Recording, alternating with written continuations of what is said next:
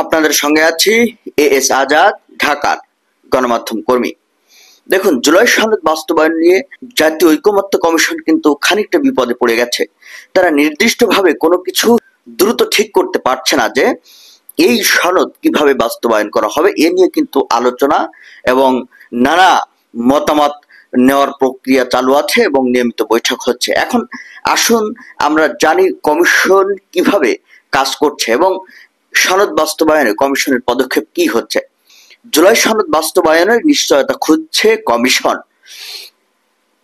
জাতীয় জুলাই সনদ বাস্তবায়ন প্রক্রিয়ার একটি কাঠামো ঠিক করেছে জাতীয় ঐকমত্য কমিশন, কিন্তু সনদের সংবিধান সম্পর্কিত সংস্কার প্রস্তাবগুলো আগামী সংসদ নির্ধারিত সময়ে বাস্তবায়ন করবে এমন নিশ্চয়তা বিধান কিভাবে করা যায় তা খুঁজে পাচ্ছে না কমিশন। অর্থাৎ এ বিষয়টি নিয়ে একটা অনিশ্চয়তা তৈরি হয়েছে। কয়েকটি বিষয় বিবেচনায় নিয়েই এগিয়ে যাচ্ছে ঐকমত্য কমিশন। ঐকমত্য কমিশন সূত্র জানাচ্ছে যে সনদ বাস্তবায়নে এখন পর্যন্ত কমিশনের সিদ্ধান্ত হলো গণ অভ্যুত্থানকে ভিত্তি ধরে প্রথম জুলাই সনদ অর্থাৎ সংবিধান সংস্কার বাস্তবায়ন আদেশ জারি করা হবে। সেটার অধীনে গণভোট নিয়ে একটি অধ্যাদেশ করা হবে, এর ভিত্তিতে হবে গণভোট।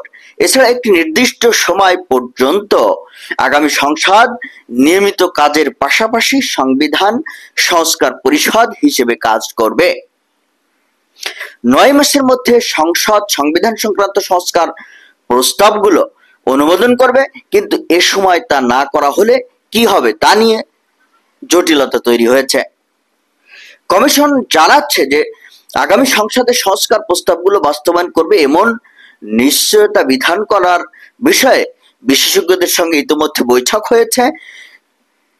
এর আগে যে বৈঠকটি হয়েছিল সেখানে দুটি বিকল্প আলোচনা এসেছিল। এর একটি হলো এমন একটি বিধান করা যেখানে বলা হবে নির্ধারিত সময়ে অর্থাৎ 9 মাসে সংস্কার প্রস্তাবগুলো বাস্তবায়ন না হলে সংসদ অটোমেটিক বিলুপ্ত হয়ে যাবে।